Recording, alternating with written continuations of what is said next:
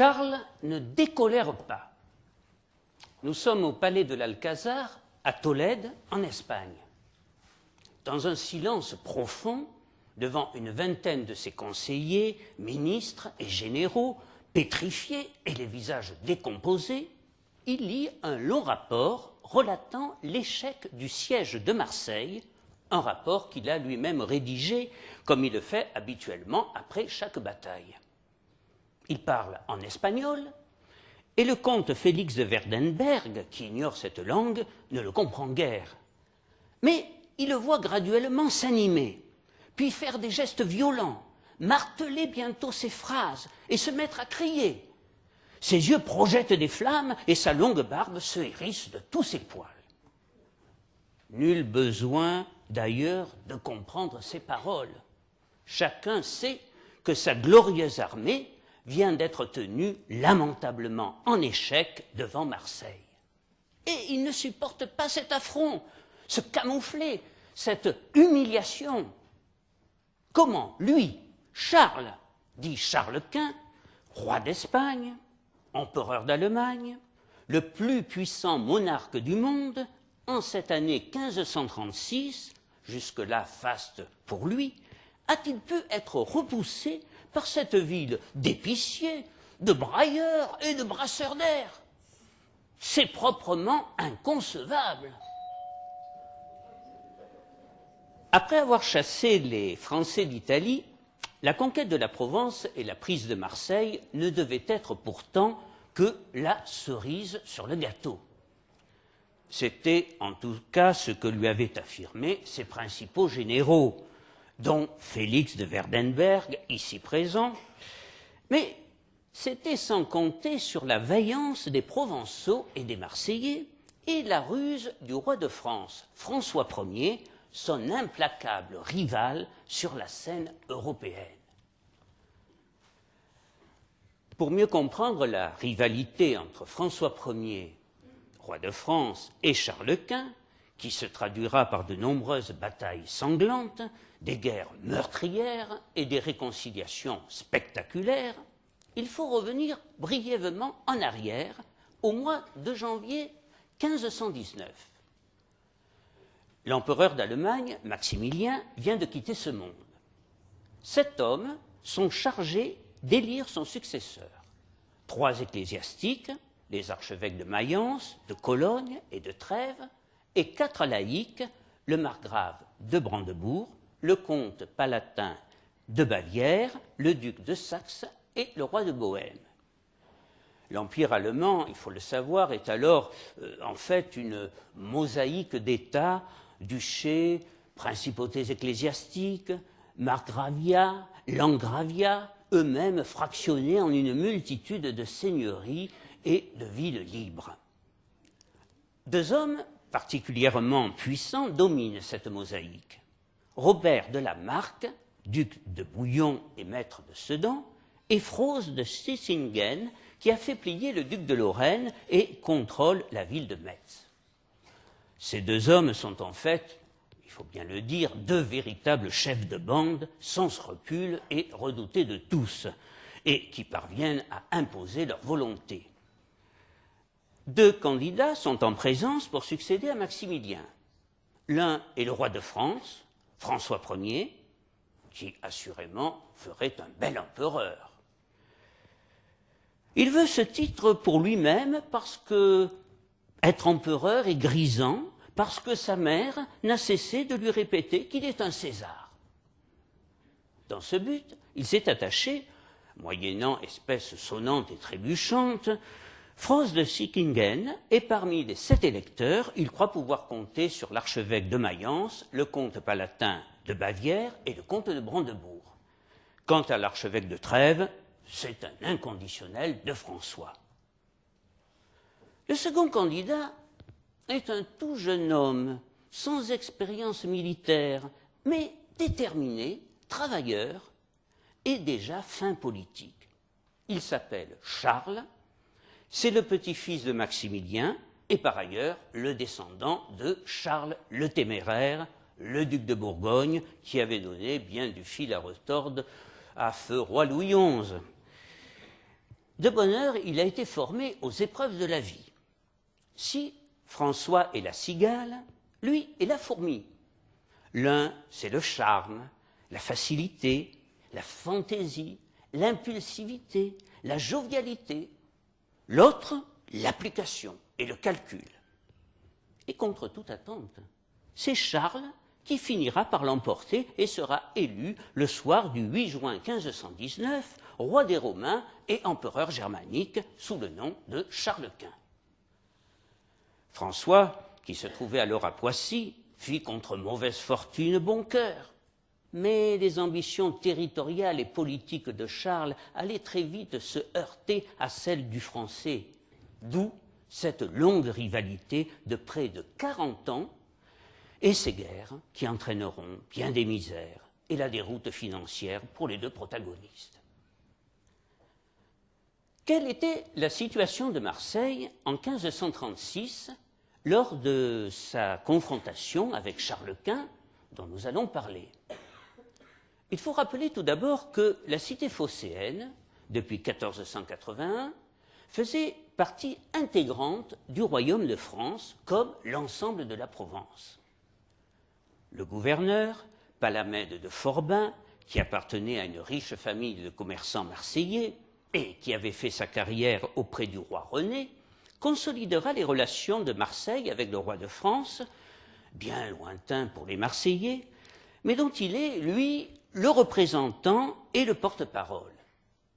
Et, en 1487, Charles VIII confirmera solennellement l'union définitive à la France du comté de Provence et des terres adjacentes.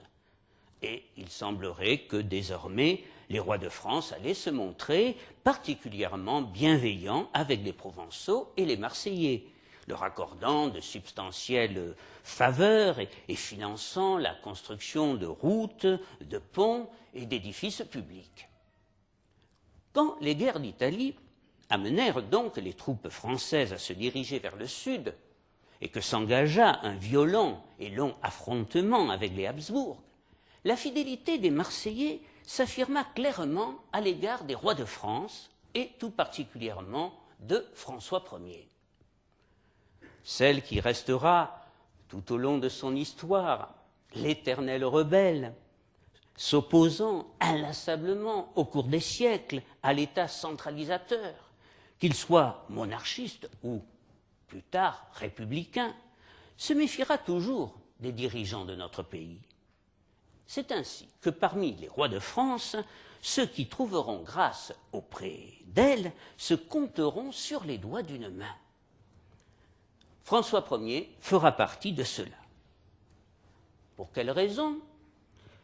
Peut-être tout simplement à cause d'une histoire d'Orange. Parfaitement, une histoire d'Orange. Et une fois de plus, comme vous allez le voir, la petite histoire rejoindra la grande. C'était en janvier 1516. François Ier, tout auréolé de sa victoire sur les Suisses, la fameuse bataille de Marignan, l'année précédente, était venu à Marseille et avait marqué son passage en participant de bon cœur à une bataille de rue très prisée à Marseille, qui accueillait à cette époque de nombreux navires en provenance d'Espagne chargés de ces fruits d'or appelés oranges. Les cargaisons étaient déversées à même le quai avant d'être acheminées dans des sacs à dos d'homme. Comme les moyens de conservation étaient alors rudimentaires, plutôt que de jeter carrément les fruits abîmés et donc invendables, les Marseillais avaient pris pour habitude d'organiser des combats d'oranges qui opposaient une équipe ou un quartier de la ville à un autre et au cours desquels on se bombardait de ces projectiles qui, pour être salissants, n'en étaient pas moins inoffensifs. Quoique... On avait donc organisé, à même le quai, un combat d'oranges géant auquel le roi n'hésita pas à participer avec enthousiasme et dont il sortit vainqueur comme il se devait. À compter de cette fameuse journée, le roi François occupa une place de choix dans le cœur des Marseillais, qui s'efforceront de lui prouver leur affection et leur dévouement, toutes les fois que l'occasion se présentait. C'est ainsi que, quelques années plus tard, en 1524, c'est par fidélité à François Ier, en même temps que par attachement à leur liberté et à leur indépendance, qu'ils s'opposèrent aux 18 000 soldats du connétable de Bourbon, ralliés à Charles Quint, empereur élu d'Allemagne depuis 1519, et à son adjoint, le marquis de Pescara. Tous les Marseillais, femmes et hommes, combattront les impériaux avec tout ce qui leur tombait sous la main, peut-être même des oranges, et parvinrent à les repousser et même à les poursuivre jusque dans le Var. L'histoire retiendra notamment la mobilisation exceptionnelle des femmes, pauvres comme riches, qui creuseront des tranchées dans la ville, remparées par de hautes levées de terre formant parapets et percées de meurtrières. Les défenseurs donneront à ces travaux le nom, en effet, de tranchées des Dames, dont l'actuel boulevard des Dames perpétue le souvenir. En 1525, les 23 et 24 février, se déroula la calamiteuse bataille de Pavie, au cours de laquelle François, qui avait remporté de nombreuses victoires en Italie, fut blessé et fait prisonnier. Cette cité prestigieuse, où tant de rois et de princes avaient, au cours des siècles, établi leur trône, depuis Théodoric jusqu'à Frédéric Barberousse, avec ses multiples églises, abbayes, palais et sa cathédrale gothique, qui font encore aujourd'hui le bonheur des touristes, allait se rendre, à n'en pas douter, et toute l'Italie, après le Milanais, serait bientôt à la France. Mais il ne faut pas vendre la peau de l'ours. Et surpris par une réaction de désespoir de l'armée impériale poussée dans ses retranchements, François et sa cavalerie, englués dans la boue aux abords de la Vernavoula, sont soudain harcelés comme par une nuée de moustiques voltigeant de droite et de gauche. Les rares écrits de l'époque ne concordent guère, et je voudrais vous signaler que c'est Jean Giono qui, pour l'occasion, se fit historien, qui a reconstitué, en se rendant sur place, cette bataille et les conclusions qu'il en a tirées dans son ouvrage sur le sujet, le désastre de Pavie, ont été adoptées par la plupart des grands historiens spécialistes de cette époque. François Ier se défendit comme un lion durant cette bataille, avec une cinquantaine de gentilshommes fidèles, utilisant sa force herculéenne qui lui sauvera la vie. Visé à la tête par un arquebusier, son cheval finira par s'abattre. À terre, il était rare alors qu'un homme puisse se relever en raison du poids de l'armure. François y parviendra. Son homme le blessa à la joue et sa main droite fut meurtrie, mais il n'en continua pas moins à se battre. Finalement, attaqué par derrière, il s'écroulera et sera protégé par Charles de Lannoy, le vice-roi de Naples, qui, bien que rallié aux défenseurs de Pavie, avait une grande estime pour lui. Avec l'aide de Delannoy, il gagnera une petite haie de saule sous laquelle un silo de betteraves lui permit de se cacher et d'essayer de se reposer. Lorsqu'après s'être débarrassé de son armure, il sortira du silo, pensant que ses alliés napolitains étaient arrivés et avaient permis de retourner la situation, il était aux trois quarts nu et couvert de sang. « Sire, lui dit Delannoy, êtes-vous blessé ?»« Non, répondit-il, guère. » Et c'est sur ces mots historiques que s'acheva le 24 février 1525 la bataille de Pavie. Il était 8h30 du matin. L'armée impériale victorieuse fit aussitôt prisonnier le roi. L'engagement n'avait duré qu'1 heure, mais 1 heure au cours de laquelle toute la noblesse française avait été décapitée. Avec le roi, la liste des prisonniers est longue. Nous ne citerons que le roi Henri de Navarre, futur mari de Marguerite, Montmorency, Brion, Montluc, le comte de Saint-Paul, Galliot de Genouillac, grand maître de l'artillerie, mais aussi quelqu'un qu'on pourrait s'étonner de trouver là, le poète Clément Marot. Quant à ceux qui perdirent la vie, on peut citer le maréchal de Foix, le grand écuyer Sanseverino, Louis d'Ars, Bonnivet, qui, pour ne pas survivre au désastre, s'était jeté à découvert au milieu de la mêlée, et puis le maréchal de Chavannes, le fameux La Palisse, passé à la postérité grâce à ses vers fameux, qui sont ceux d'une chanson naïve composée par ses soldats pour célébrer ses mérites. Un quart d'heure avant sa mort, il était encore en vie. Il fallait bien entendu, qu'avant de mourir, il était encore en pleine vie, c'est-à-dire plein de vaillance. Le roi prisonnier, la France au bord du précipice, on pouvait craindre une réaction violente du peuple, par ailleurs écrasé d'impôts pour payer les guerres, bien entendu, et pour obtenir un si piteux, un si désastreux résultat. En fait, il n'en fut rien. Bien au contraire. Dans ces heures de détresse, les Français allaient faire bloc autour du trône. Il y eut dans tout le royaume un sursaut que l'on peut qualifier de patriotique. 2 siècles et demi avant la Révolution, Pavie fit de la France une nation.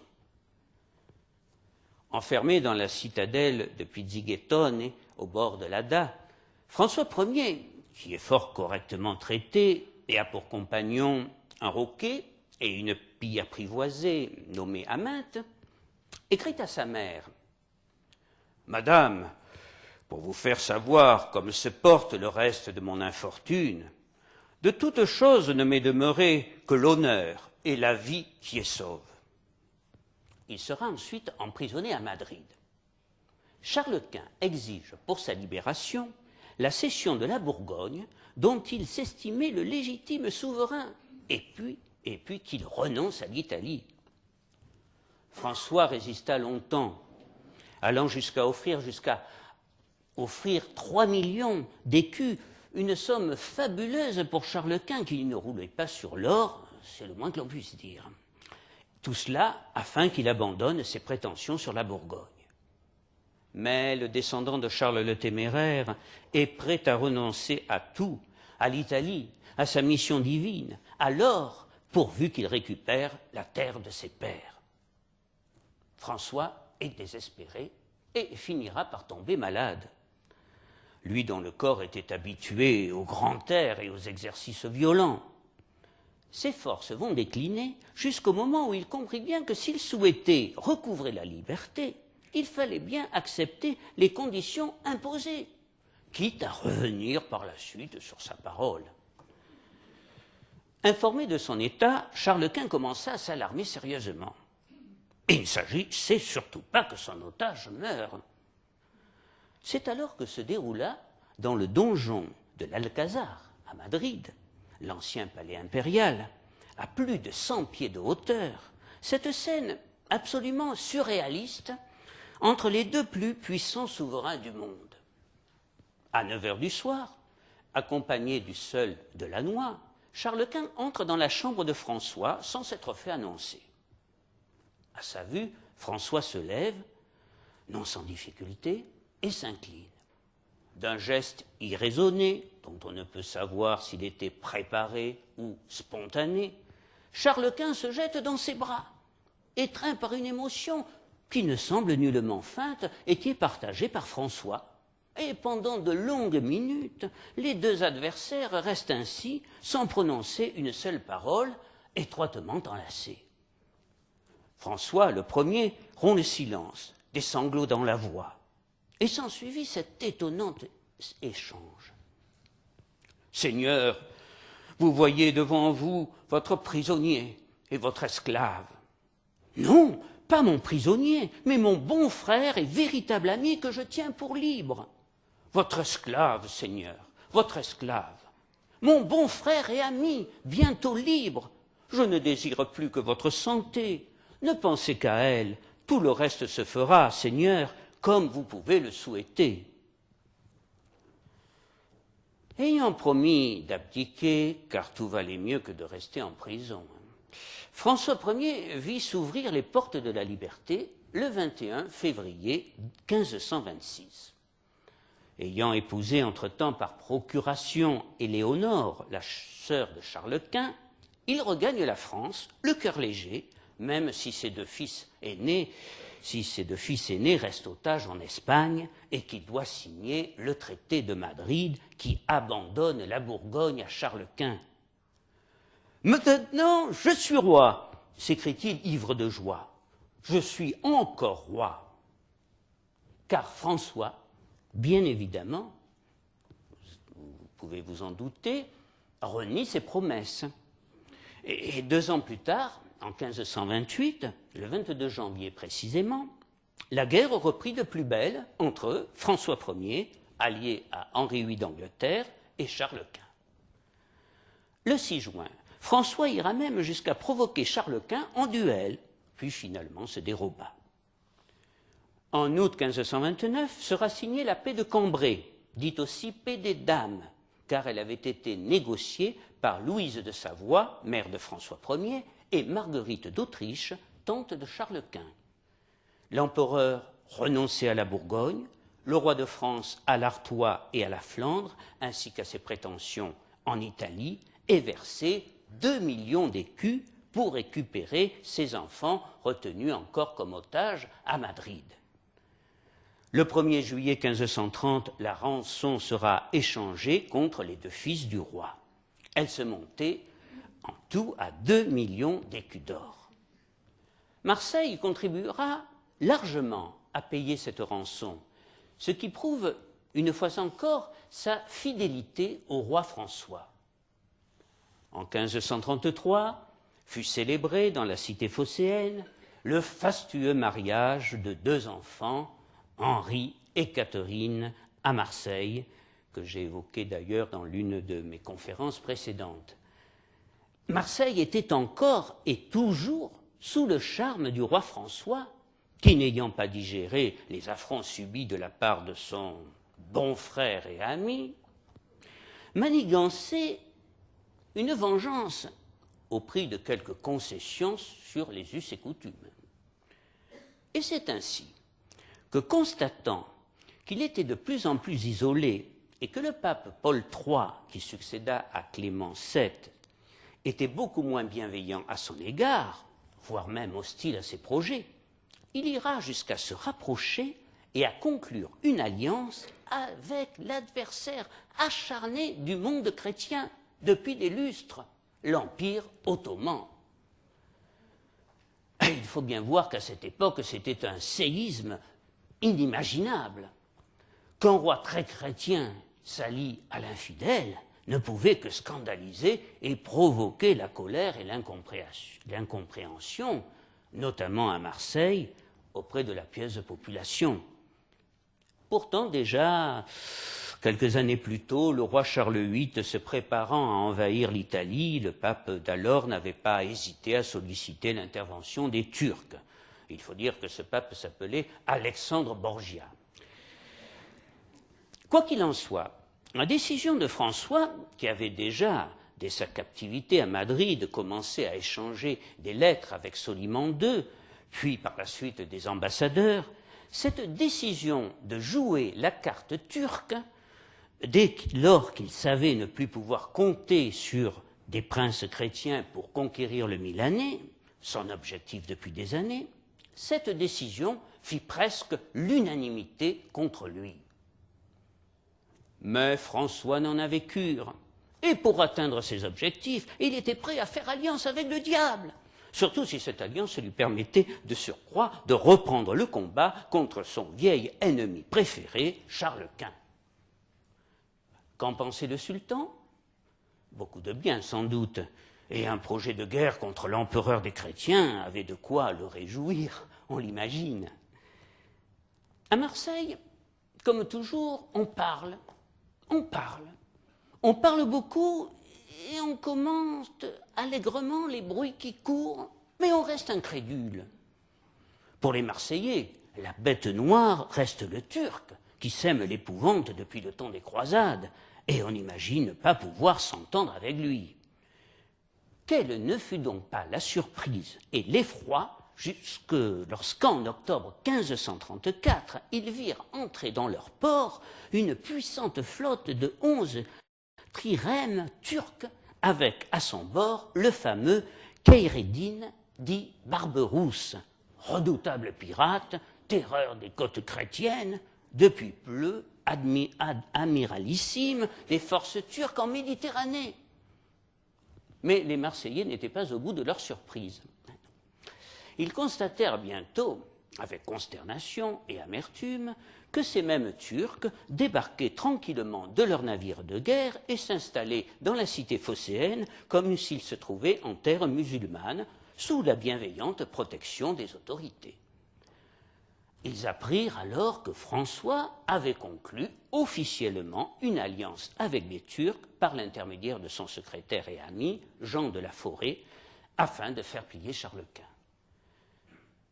Mais Charles était du genre coriace et il sut magnifiquement résister aux Turcs et à la chaleur atroce. « Nous mourions de soif et de chaleur », écrivit-il à sa sœur Marie. Son armée faillit être décimée, son cheval fut blessé sous lui et l'un de ses pages préférés tué à ses côtés. Mais contre toute attente, sa vaillance et sa détermination lui permirent de redresser la situation.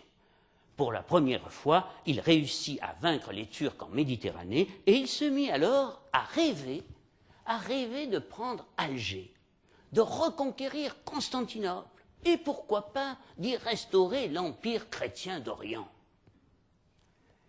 François sentit bien qu'à nouveau Charles allait s'imposer sur la scène internationale. Il fallait donc se ressaisir et intervenir sérieusement pour empêcher cette suprématie de s'étendre et de se confirmer. Il décida donc, en 1536, de rallumer la guerre en Occident. Les hostilités allaient par conséquent reprendre directement entre Charles Quint et François Ier. Par sa victoire sur Barberousse, Charles avait ruiné les plans de François et plus rien ne semblait désormais l'arrêter. Les troupes impériales franchirent ex abrupto les Alpes et envahirent la Provence. Enfin, le 10 juin, Charles Quint arriva à Aix. François Ier, conscient de la menace, massa alors en quelques jours plus de 30 000 hommes en Provence. L'objectif est simple. Plutôt que d'affronter de front l'armée puissante de l'empereur, il préféra ruser et adopter la politique dite de la terre brûlée, suivant les conseils avisés du maréchal de Montmorency. Mais pour cela, il fallait faire appel à toute la population, et il demanda donc aux Provençaux de brûler les récoltes, d'empoisonner les puits et de quitter la région en masse en emmenant les animaux et tout ce qui était comestible. Le but avoué de la manœuvre était d'affamer l'armée impériale en éliminant tout ravitaillement. Le résultat ne se fait pas attendre. Les soldats ne trouvent plus rien à se mettre sous la dent et ils en viennent à se rabattre sur des raisins encore verts. Les intestins merveilleusement navrés par ce régime redoutable, ils commencèrent aussitôt à se plaindre de violents maux de ventre. Il s'ensuivit une terrible dysenterie qui fit des ravages dans leurs rangs et Charles Quint lui-même en fut atteint. Finalement, il décida d'assiéger Marseille, qui regorgeait de nourriture. Et la ville prise, il ne doutait pas que tout le pays se soumettrait. Mais rien ne se déroula comme il avait prévu. Eh non. Comme en 1524, les Marseillais résistèrent avec vaillance. Le moral déjà vacillant des impériaux, comme leur intestin d'ailleurs, en prit un coup. Les jours passèrent et tout sembla se figer.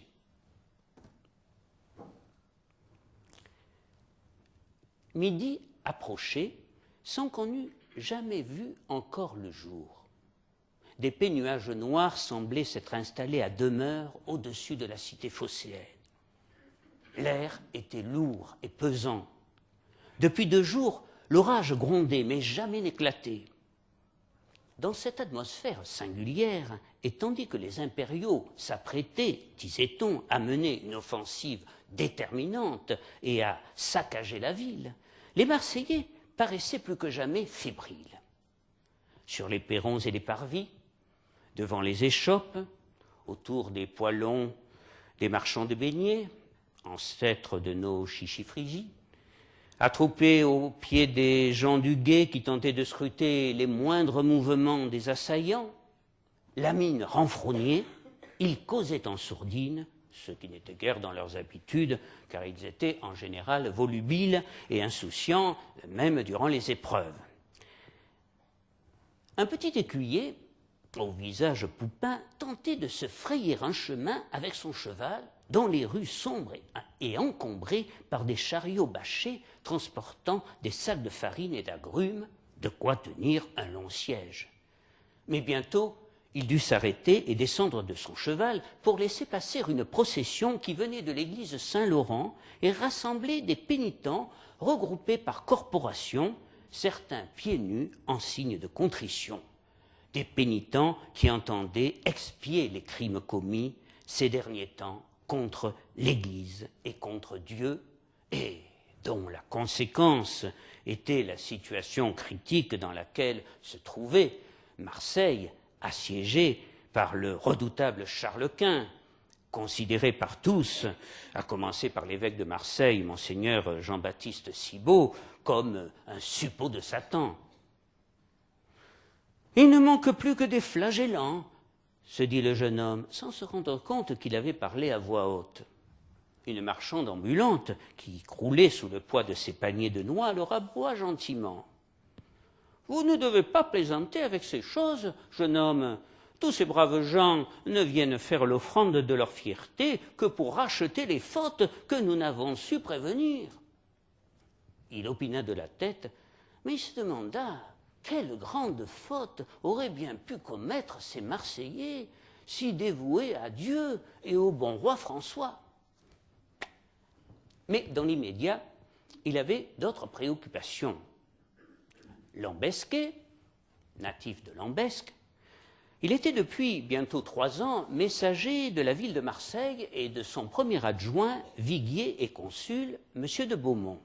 Mais il n'avait jamais encore approché des champs de bataille. Il allait donc subir les épreuves du feu, son baptême du feu, on peut dire. Ce jour-là, en effet, il devait porter une missive du premier viguier au camp royal du maréchal de Montmorency, aux abords d'Avignon. C'est là que se trouvait le camp principal de l'armée de défense. Dans cette missive, M. de Beaumont relatait la situation de plus en plus difficile de la cité phocéenne, bousculée par les troupes de Charles Quint, et sollicitait des renforts supplémentaires. Tandis que la procession, répondant à l'appel des paroisses de la ville, entamait son long cheminement à travers les rues, le messager fébrile remonta sur son cheval et se lança hors des murailles de la cité. Le ciel était à présent gris de plomb, seulement déchiré par endroits de trouées d'un blanc aveuglant. Les régiments impériaux avaient tenté une nouvelle attaque dès le lever du jour et se préparaient à reprendre l'assaut, et déjà les canons crachaient leur fumée noire et grise. C'est au passage d'une rivière, à quelques lieues seulement de la ville assiégée, qu'un détachement de cavalerie allemand surprit le petit écuyer et se lança sur lui.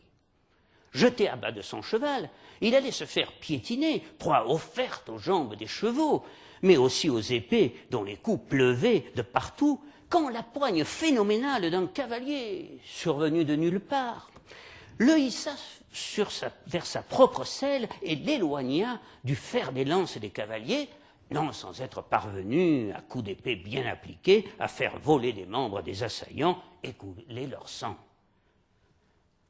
Trouvant refuge dans un petit bois, loin de la soldatesque impériale, les deux hommes soufflèrent un moment. « Votre nom » s'enquit le petit écuyer, dans un débordement de gratitude. « Votre nom, monseigneur ?»« Charles de Cossé-Brissac » hurla le jeune chevalier. Le petit Lambesquet, qui n'aurait pas été plus ébahi si l'archange Michel en personne avait fondu des nues pour lui sauver la vie, le fut doublement en apprenant que son sauveur était le comte de Cossé-Brissac, issu de l'une des plus grandes familles de France, un familier de la cour et un proche du roi François Ier. Son cœur s'enflait dans sa poitrine à lui faire mal. Il n'aurait su dire ce qui le bouleversait le plus, de la peur qu'il avait ressentie, de l'extase d'être sauvé, ou du nom de celui à qui il devait la vie. Mais il parvint à bredouiller quelques mots. « Moi, je me nomme Étienne Ledoux. Je suis un messager du premier viguier de Marseille, monsieur de Beaumont. » Mais il n'était pas au bout de sa stupéfaction. Brissac l'invita à le suivre et à se joindre à ses troupes. Que nenni, il n'avait pas le temps, il n'avait pas de temps à perdre et devait songer d'abord à sa mission. « Ne vous inquiétez pas pour votre mission, mon garçon. Joignez-vous à nous.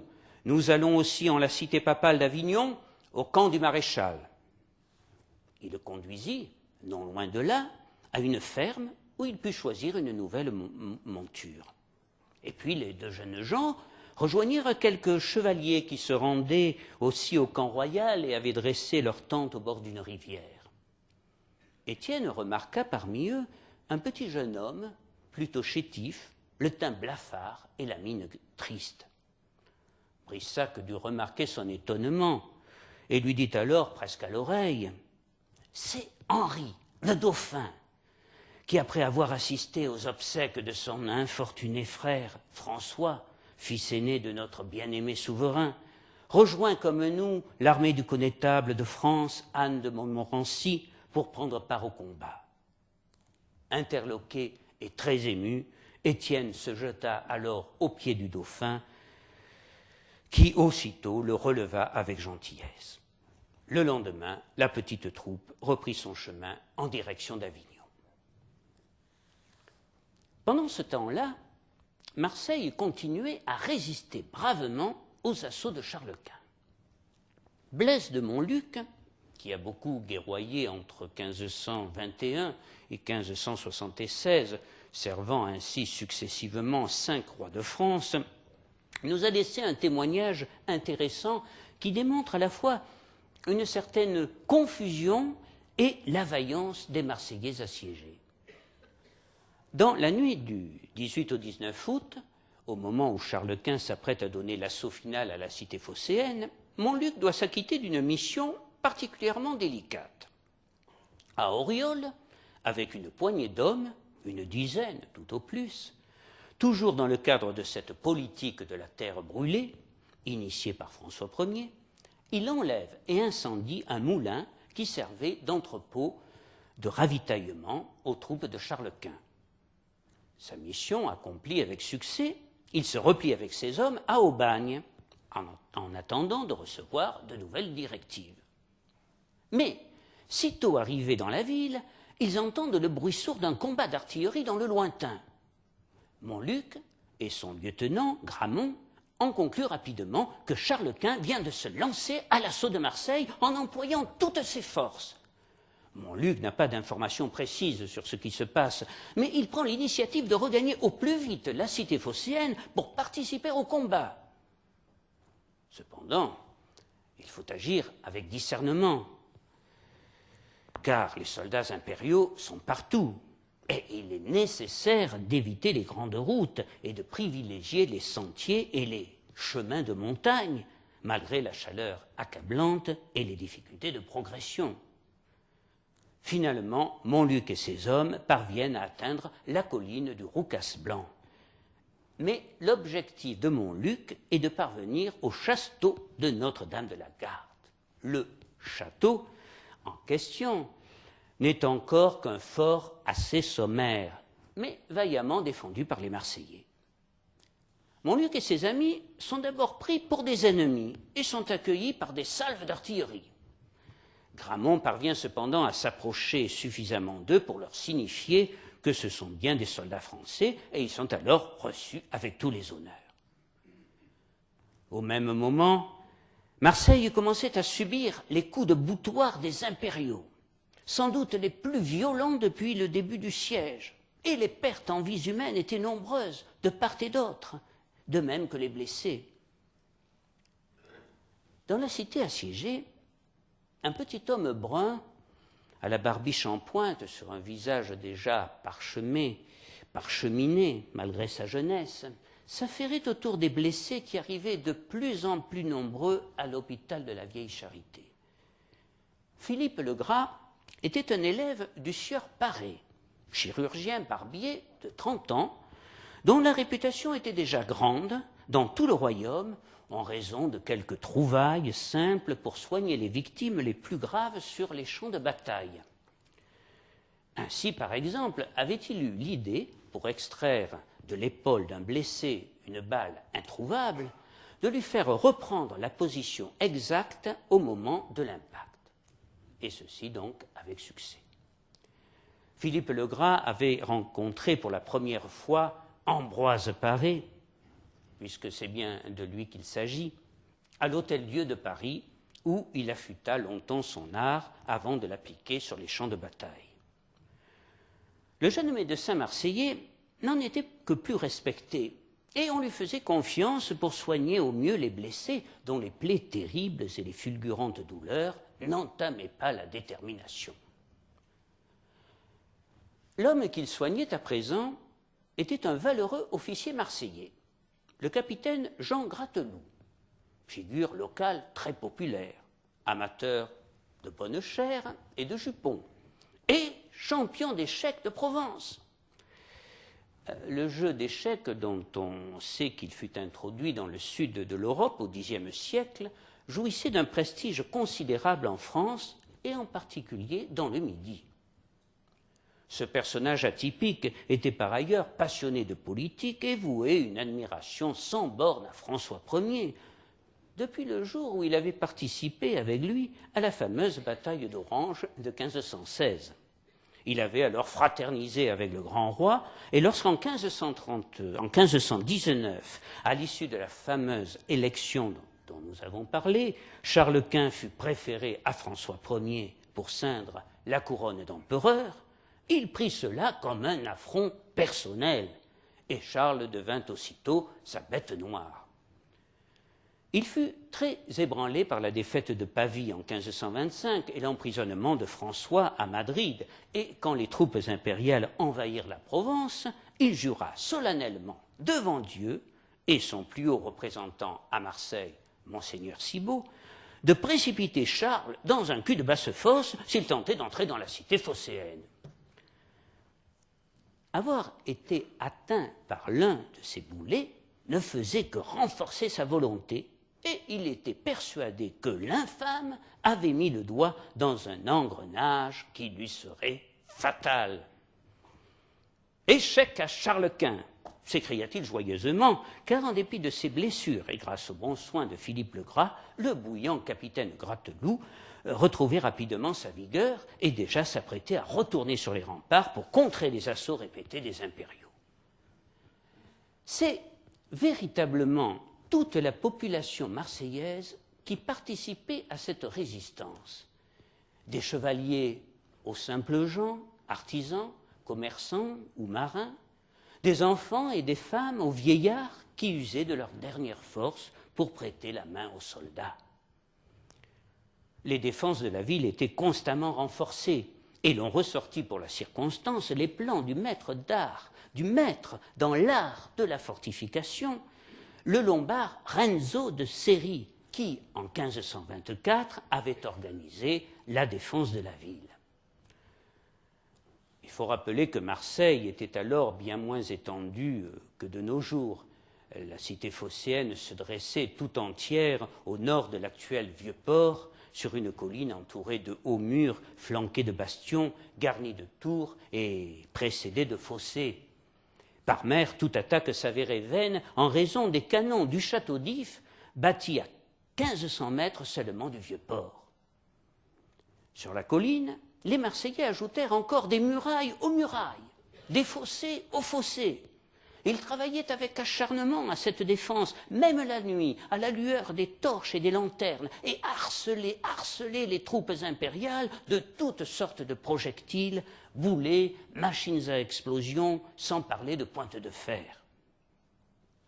Un matin, aux premières heures du jour, à Charles-Quint, qui, assourdi dans sa tente par l'éclatement d'un de ces projectiles, était venu aux nouvelles, il lui fut répondu: « Ce doivent être les consuls de Marseille qui vous envoient les clés de la ville. » L'histoire ne nous dit pas si Charles apprécia la plaisanterie.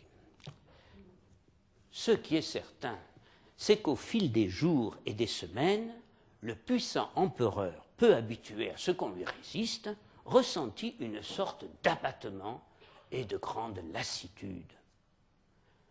Se défiant des discours lénifiants de la plupart de ses officiers et conseillers, il écoutait plus volontiers la base, à savoir ses soldats blessés, malades, épuisés et complètement démoralisés, et il sentait monter confusément un sourd mécontentement. Dans sa tête lui revenait aussi la fameuse phrase de Pescara en 1524, lorsque Bourbon tenta de prendre la ville: « Les Marseillais ont apprêté une table bien couverte pour traiter ceux qui les font visiter. Si vous avez envie d'aller souper aujourd'hui en paradis, courez-y. » Et comme il était réaliste, il s'effraya soudain de son impuissance à renverser la situation. Fatigué de courir après un ennemi invisible et incapable de nourrir plus longtemps des troupes affamées par l'impitoyable brûlis des Français, il finira alors par décider, le 13 septembre, de lever le siège de Marseille. Ce fut donc la retraite, une retraite dramatique. Privé d'eau, de vivres et même de pain, harcelé par des bandes de paysans armés, les forces impériales fondent comme neige au soleil. De la colline de la Garde, Montluc et ses hommes virent l'empereur qui se retirait par où il était venu. La nouvelle se propagea comme une traînée de poudre. Charles Quint avait visiblement échoué dans sa nouvelle campagne contre le roi de France. Marseille avait résisté à l'assaut des troupes impériales. Quant au fort de la Garde, avant même d'être terminé, il avait reçu son baptême du feu. Tous les chemins, rapporte Martin du Bellay, témoin oculaire direct, étaient jonchés de morts et de malades, de harnais, lances, arquebuses et autres armes, et de chevaux abandonnés et affamés qui ne pouvaient se soutenir. Quand Charles atteindra Fréjus, il aura perdu 20 000 hommes, dont son meilleur capitaine, Antonio de Leiva, tué devant Marseille. Au quartier général d'Avignon, à l'annonce de la nouvelle, une immense clameur s'éleva. On vit les chapeaux voler dans les airs, on entendit tirer les arquebuses, en dépit d'une interdiction formelle. Le maréchal de Montmorency se faisait un point d'honneur de ne pas sombrer lui-même dans l'euphorie. N'affirmait-il pas depuis des mois que sa stratégie était la bonne et qu'elle aboutirait tôt ou tard au retrait de l'ennemi? Il n'allait donc pas, une fois accomplie sa prophétie, se donner le ridicule d'en paraître étonné. Henri semblait songeur. À ses côtés se trouvaient ses amis, ses fidèles amis, Brissac et Lanoux, qui apportaient au jeune prince la touche de fantaisie qui manquait à son caractère ombrageux. Il pensait avec ses amis qu'il fallait profiter du désarroi et de la faiblesse de Charles et de ses troupes pour fondre sur lui et transformer la victoire de Marseille en triomphe pour la France. « Poursuivrons-nous les impériaux » demanda-t-il au maréchal. Il parut surpris par la réponse sans équivoque de celui-ci. « Pour les humilier, les acculer, rendre toute paix impossible ? Ah non ! J'ai accepté de renoncer au panache d'une bataille pour imposer ce retrait et cette pénible tactique de la terre brûlée. Je ne vais pas, au moment où mes visées se révèlent payantes, changer mon fusil d'épaule et me mettre à courir après des vaincus. » Comme Henri semblait déconcerté par cette réponse, Montmorency, plus massif, plus sanguin, plus imposant que jamais, s'attacha à lui dispenser une grande leçon. Tout y passa. L'honneur des armes, le respect de l'adversaire, l'ouverture diplomatique, la clémence du vainqueur. Le jeune homme opinait du chef, même s'il tenta toutefois de défendre son point de vue. À la fin, cependant, Montmorency le prit paternellement par les épaules. « Il n'empêche, lui dit-il, vous êtes vaillant et brave, et j'aurais réagi de la même façon à votre âge. Mais il faudra apprendre à contrôler ses impulsions. Vous apprendrez, et vous serez un grand roi. » Le menton du jeune prince tremblotait et il balbutia. « Merci, monsieur le maréchal. » Le gros de la cour, installé à Lyon, se félicita de la vaillance des Marseillais et de la tactique de Montmorency, et bien qu'endeuillé par la mort de son frère François, Henri se rendit en procession à l'église des Cordeliers pour louer le Seigneur du retrait de l'empereur. Quant au roi, très affecté comme père par la mort de son fils, mais aussi comme souverain, tant la personnalité de son nouvel héritier l'inquiétait, il apprit la nouvelle de l'abandon de son adversaire avec une grande satisfaction. Mais il se sentait las, usé même, sans doute par les plaisirs de la chair et de la table qui avait agrémenté toute sa vie. Car rien n'était vraiment plus comme avant pour lui. Son abcès au périnée freinait ses ardeurs. Souffrant dès qu'il montait à cheval, il ne pouvait guère se reporter sur la chasse qui fut un autre de ses grands plaisirs. Il dépêcha néanmoins un messager pour aller féliciter sa bonne ville de Marseille qui avait su résister avec tant de bravoure à Charles Quint. Dans la cité phocéenne, comme on peut s'en douter, c'était une explosion de joie. On chantait, on dansait, on riait, et la nuit tombée, on se regroupait dans les rues et sur les places autour de grands brasiers, et le vin coulait à flots. En apprenant ces festivités, Charles Quint, de surprise et d'indignation, n'avait pu retenir un tremblement qui, chez lui, n'annonçait vraiment rien de bon. « Il me faudra donc boire le calice jusqu'à la lie », devait-il confier dans la soirée à son confesseur, le frère Jouan. « Sire, convint le prêtre, ces gens se comportent comme de parfaits sauvages. » C'est pourtant, il faut bien rétablir les choses, c'est pourtant grâce à Montmorency que Charles Quint, certes humilié, à la tête d'une troupe exténuée et le ventre vide, put regagner l'Espagne sans encombre et sans subir la moindre attaque qui les aurait anéantis. L'Espagne et le palais de l'Alcazar à Tolède, où nous l'avons retrouvé au début de notre rencontre, lisant son long rapport sur le siège de Marseille. Mais on peut toutefois se demander si, en fin de compte, il n'aurait pas préféré être poursuivi par les troupes du maréchal et succomber au combat. Peu à peu, en lisant son rapport, sa voix se brisa et ses yeux s'embuèrent de larmes, et la colère se transforma peu à peu en désespoir. Il s'ensuivra une trêve de 10 ans entre François Ier et Charles Quint, qui pourtant jusque-là n'était guère enclin à ranger les armes au placard. Une trêve conclue à Aigues-Mortes, où les deux souverains s'embrassèrent copieusement et se couvrirent de cadeaux. En dépit de ce qu'ont pu écrire d'éminents historiens sur cette volte-face inattendue de Charles Quint, je reste persuadé que l'humiliation qu'il ressentit avec son siège raté de Marseille est l'une des principales raisons de son acceptation de cette trêve.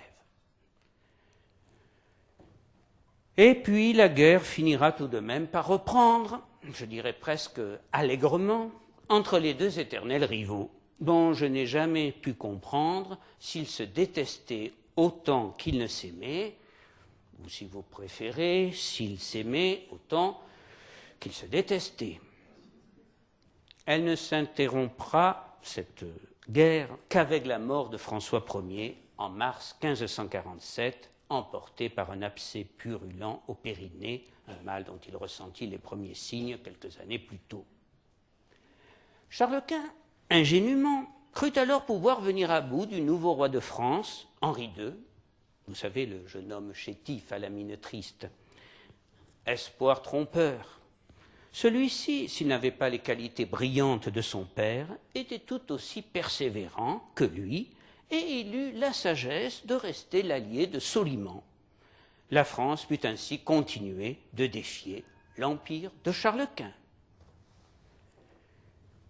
Épilogue de cette page glorieuse pour Marseille, Charles Quint, qui fut, j'en suis convaincu personnellement, très affecté par la mort de son rival préféré, après une curieuse tentative d'intervention infructueuse en Afrique du Nord, prit conscience que la France restait une grande puissance et qu'il ne parviendrait jamais vraiment à ses fins. Son principal objectif, l'unité religieuse en Europe, sous sa férule, n'était pas atteint. Loin de là. En fait, Luther, plus que François Ier ou Soliman, avait fait avorter toutes ces tentatives d'hégémonie habsbourgeoise. Résigné, malade, déçu, il finira par abdiquer en 1556. Il se retira alors dans un monastère à Yuste, en Estramadour, où il mena une vie solitaire et pieuse, avec auprès de lui le frère Juan. Il s'éteindra en 1558 en priant, en chantant des psaumes et en écoutant la Passion dans l'Évangile de saint Luc. Marseille, après le siège, pansa rapidement ses plaies et le commerce où elle excellait repartit de plus belle. Marseille, l'ultra-catholique, qui avait accepté à contre-cœur le rapprochement de François Ier avec les Turcs, trouva à la longue dans cette alliance très intéressée de sérieux avantages. Un seul exemple du profit que l'on sut tirer de cette collaboration, la grande compagnie du corail des mers de Beaune, fondée par le navigateur corse Thomas Lanche, qui regroupera les plus grandes fortunes marseillaises et entraînera un commerce florissant entre négociants phocéens et l'Orient. Quant aux quelques Marseillais que j'ai évoqués au cours du récit de ce siège, ils reprirent leurs activités, le plus normalement du monde. Philippe Legras, le jeune médecin, devint une sommité médicale dans sa ville, on viendra même de toute la Provence pour le consulter. Il n'aura pas moins de 8 enfants, et l'un de ses fils, Richard, épousera une Normande et deviendra chirurgien à Rouen. Il connaîtra son heure de célébrité, donc ce Richard, dès le début de sa carrière, alors qu'il commençait à se faire une belle réputation de compétence, en ramenant à la vie le jeune capitaine François de Civille, laissé pour mort en 1562 sur les fortifications de la ville, après avoir été atteint d'une balle d'arquebuse. Étienne Ledoux, le courageux petit écuyer, devint à Marseille un véritable héros et fut congratulé par toute la population. On peut penser qu'il savoura son éphémère heure de gloire avant de retrouver l'anonymat. J'ai noté toutefois le nom d'un certain Ledoux parmi les victimes de la Saint-Barthélemy marseillaise en 1585. Alors âgé de près de 75 ans, ce proche du premier consul Antoine d'Arène aurait été dénoncé comme réformé en même temps que le trésorier du roi, Jean Boniface, et massacré en même temps que lui par les ligueurs, dont le chef était le second consul, Louis de la Motte d'Ariès. Ce Ledoux était-il notre petit Lambesquet de 1536 ? La question reste posée. Quant au valeureux capitaine Gratteloup, il s'illustra dans tous les combats et grimpera vite dans la hiérarchie militaire. Son courage et son humanité étaient reconnus par tous, car c'était un vindicatif et qui donnait du fil à retordre à ceux qui prétendaient lui donner des leçons, même parmi ses supérieurs. Il faut dire que, je me suis laissé dire que le gratteloup en Provence est un arbuste sauvage à fruits rouges utilisé par les enfants comme poêle à gratter. Ceci explique sans doute cela. Vous me direz si cela est exact. Quoi qu'il en soit, ce valeureux capitaine perdit la vie dans l'incendie d'une maison du quartier Saint-Jean en tentant d'extraire un enfant des flammes. Troublante coïncidence, c'était le jour même où Charles Quint, dans son monastère de Yuste, rendait son dernier soupir, le 21 septembre 1558. Échec et mat. Je vous remercie.